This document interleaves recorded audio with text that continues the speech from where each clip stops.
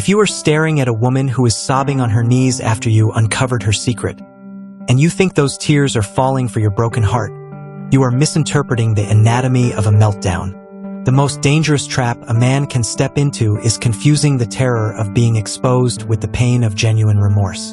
In the deep architecture of relationship psychology, regret is rarely an automatic response to hurting you. It is a calculated reaction to losing the stability, the status, and the emotional infrastructure you provided. She isn't mourning the damage she did to your soul. She is mourning the death of the double life she was successfully managing until your discovery crashed the party. You were sitting there, feeling a wave of pity, wanting to comfort the person who just stabbed you in the back, while her mind is already running a frantic risk assessment to see how much of her comfort she can save from the wreckage. Today, we are going to look behind the curtain of the unfaithful mind.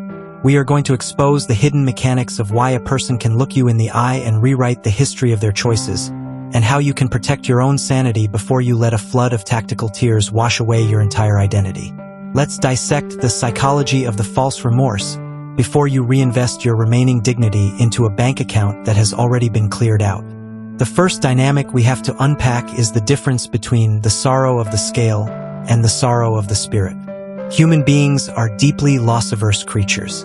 When a woman commits a betrayal, she does not do it with the intention of destroying her primary home. She does it because she believes she has constructed a perfect, airtight system where she can enjoy the novelty of an outside connection while maintaining the heavy, grounding security of your loyalty.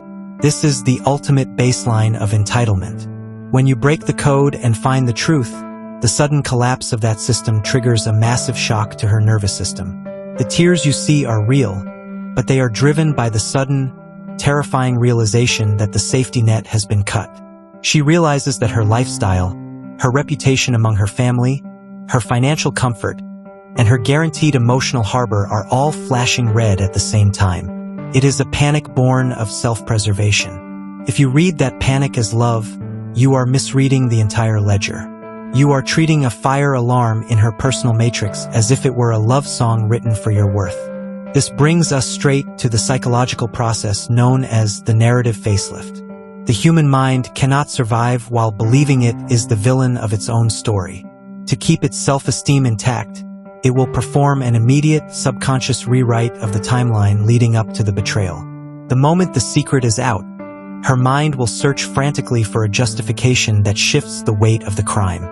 She will look at you and say she felt lonely, or that you were working too hard, or that the relationship had grown cold and distant months ago. This is a tactical defense mechanism designed to convert a deliberate, step-by-step choice into a shared misfortune. She wants to make you a co-owner of her betrayal. If she can convince you that your perceived shortcomings pushed her into the arms of another person, she can alleviate her own shame and turn the conversation from her actions to your flaws. A sovereign mind listens to this shift with absolute stillness. He understands that a person who tries to edit the script after they are caught isn't sorry for the script they wrote. They are just desperate to avoid the negative review. Look at the quiet, devastating unraveling of Owen. Owen was an industrious estate manager who believed that a man's worth was measured by his ability to endure and shield his family from any storm. He was married to Liana, a woman he had supported through multiple career transitions and personal struggles.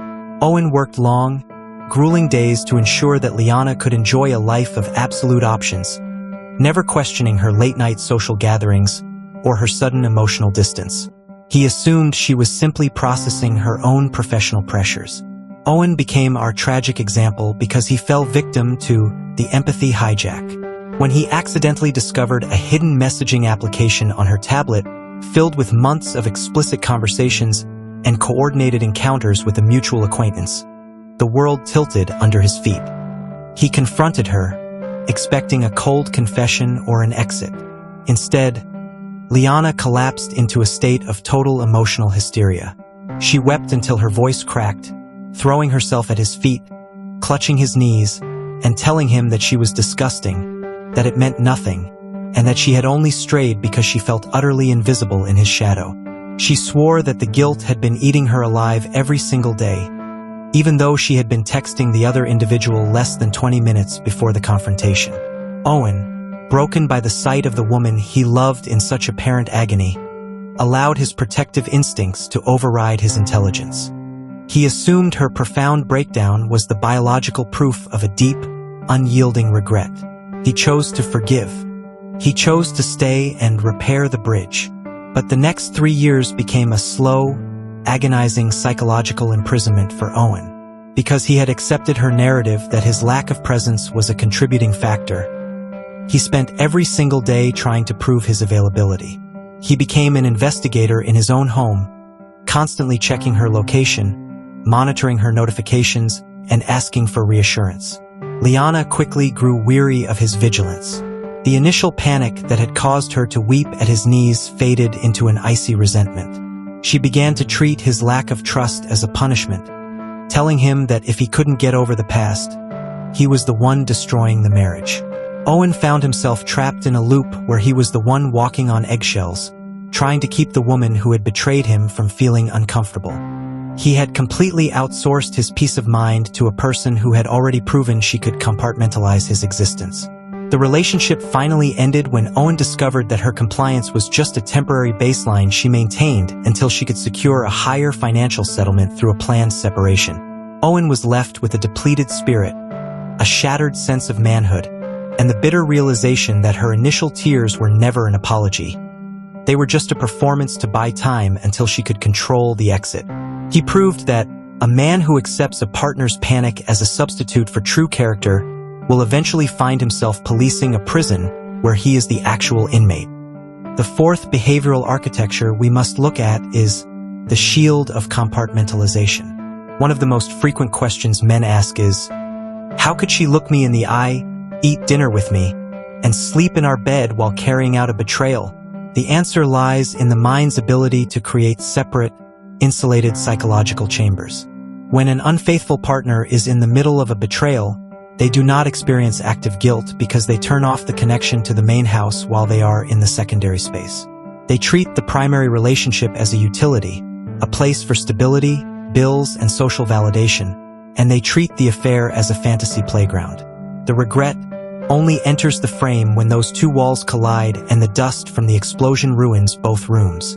It is not an emotional awakening. It is a structural inconvenience. She regrets that the wall fell down, not that she built the secret chamber in the first place. We must also analyze the double standards of the return. When a woman attempts to navigate back into a relationship after a betrayal has been revealed, she often expects an immediate, accelerated timeline for healing. She will offer a brief window of compliance, letting you look at her phone for a few weeks, staying home more often, or being hyper-attentive.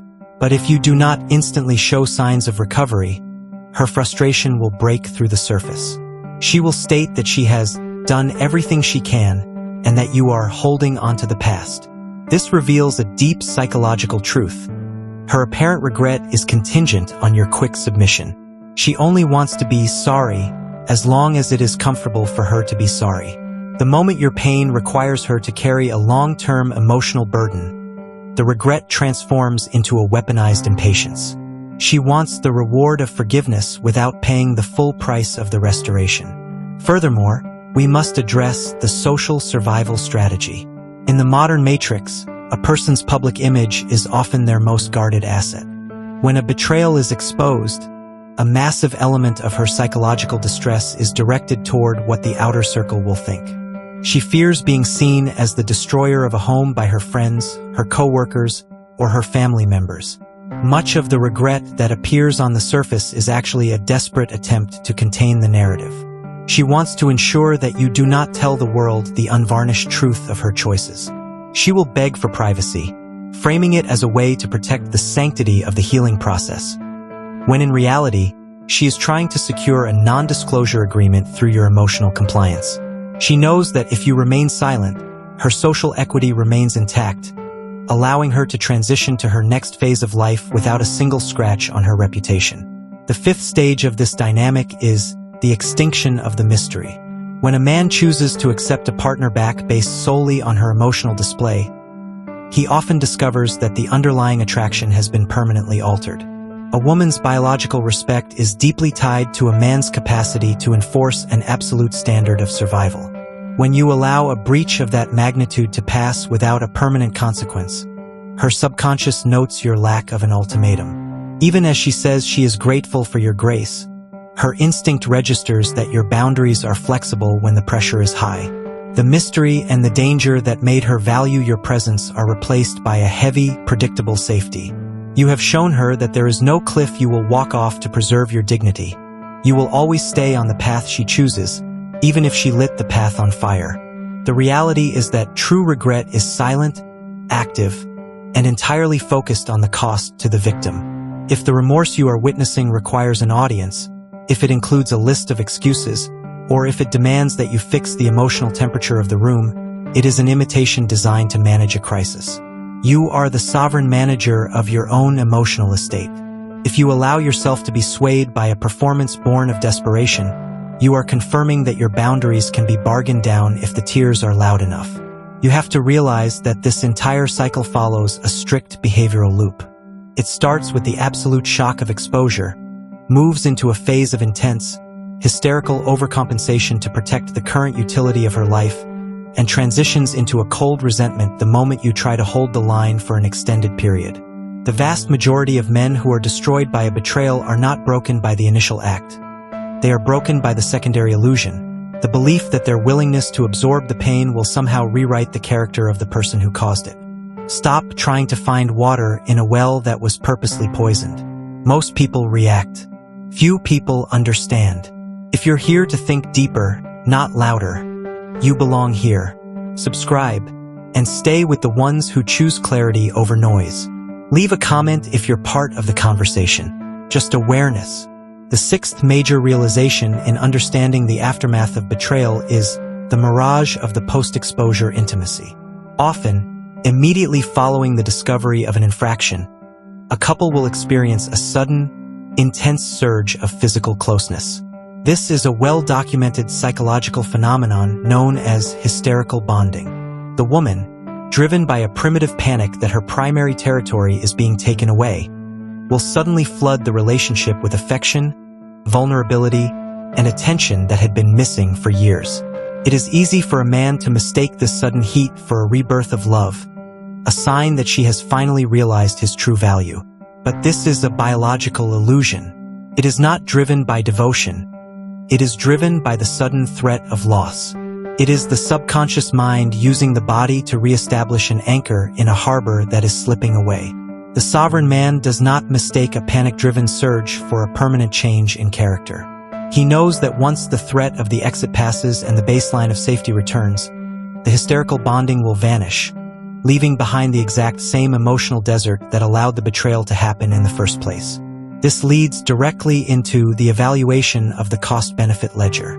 When a person looks back on a betrayal, their true calculation of regret is almost always linked to the consequences they suffered. If a woman steps outside the relationship, gets caught, and faces a partner who begs her to stay, reassures her of his love, and changes his own behavior to please her, her internal ledger records a highly distorted message. The brain learns that the cost of violating the contract was incredibly low, while the reward was an outpouring of attention and a partner who works harder to keep her. This is the structural reinforcement of an infraction. She cannot experience genuine regret for an action that ultimately upgraded her position in the relationship power dynamic. True regret only forms when the individual encounters an immovable wall, a consequence so absolute that the brain realizes the trade-off was a catastrophic failure. If you do not provide that wall, you are teaching her mind that your boundaries are just suggestions that can be bargained down with a week of emotional performance. Look closely at the precise, unshakable recovery of Silas. Silas was a logistics coordinator who spent his life analyzing systems, ensuring that every asset was exactly where it belonged. When he married Nadine, a corporate consultant with a highly demanding social calendar, he established a clear baseline of trust.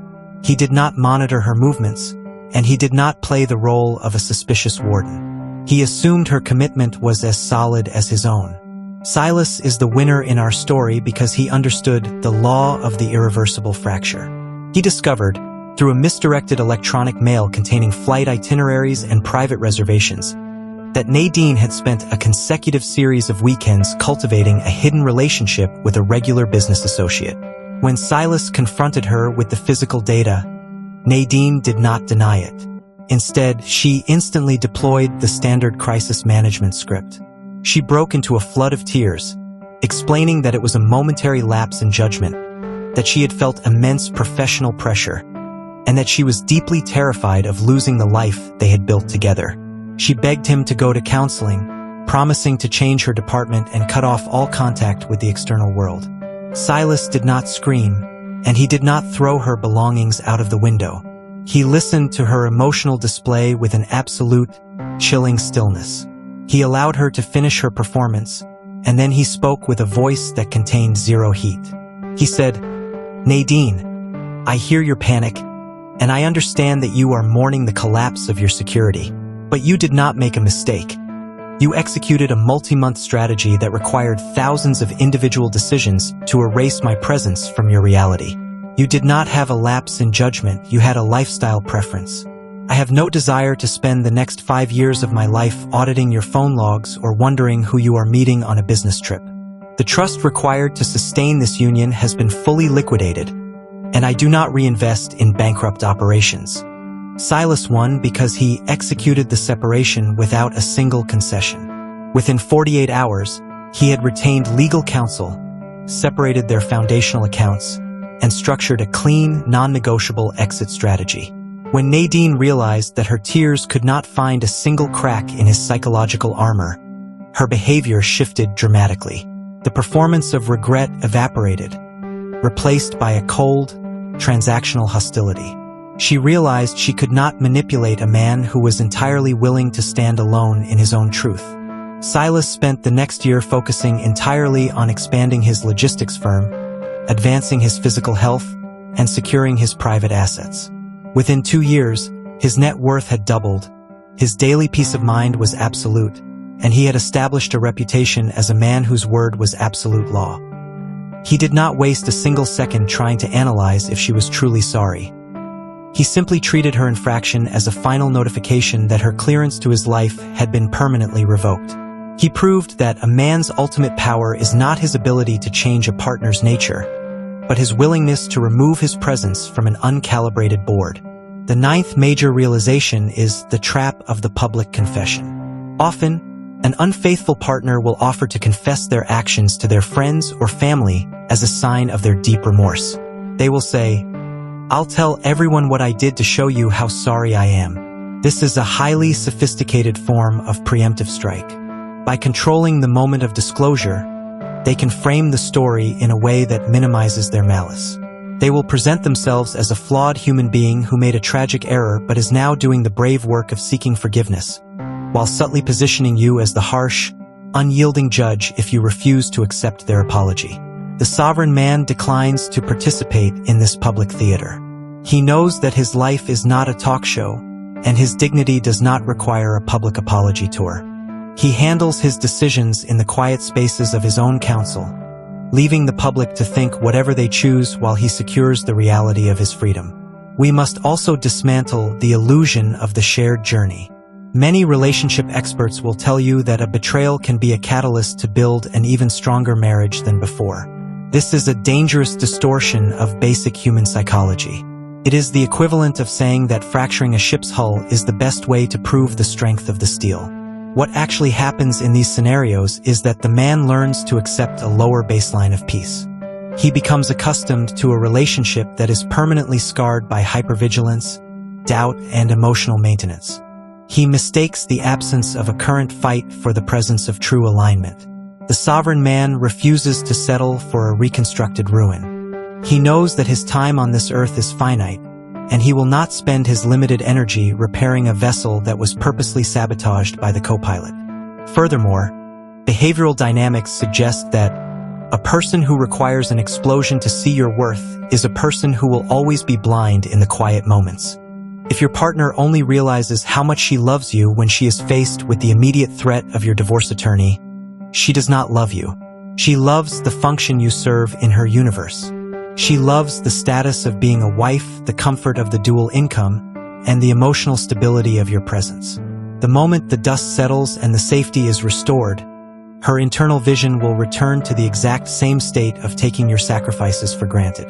Do not waste your life trying to maintain a permanent state of crisis just to keep someone aware of your value. The final psychological transformation is the shift from asking, "Does she regret it?" to stating, "It no longer matters." This is the threshold of absolute sovereignty. As long as you are searching her face for signs of remorse, analyzing her text messages for guilt, or asking mutual friends if she seems sad, you are still bound to her matrix.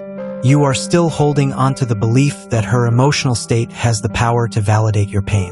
True freedom arrives when you realize that her internal emotional calculation is entirely irrelevant to your future. Whether she is crying herself to sleep in an empty apartment or celebrating her freedom with a new crowd, your mission remains identical: to build a life of absolute physical health, financial independence, and mental clarity. You stop being the detective of her soul and become the master of your own estate. The reality is that you cannot extract a clean future from a contaminated past. If the foundation of the trust has been turned to ash, stop trying to count the bricks that are left standing. Walk away from the ruins, clear your vision of the smoke, and build a new kingdom where loyalty is an absolute baseline, not a negotiation. I have a smart, reflective question for the men who are standing at the crossroads, looking at a partner's tears while holding the data of a betrayal.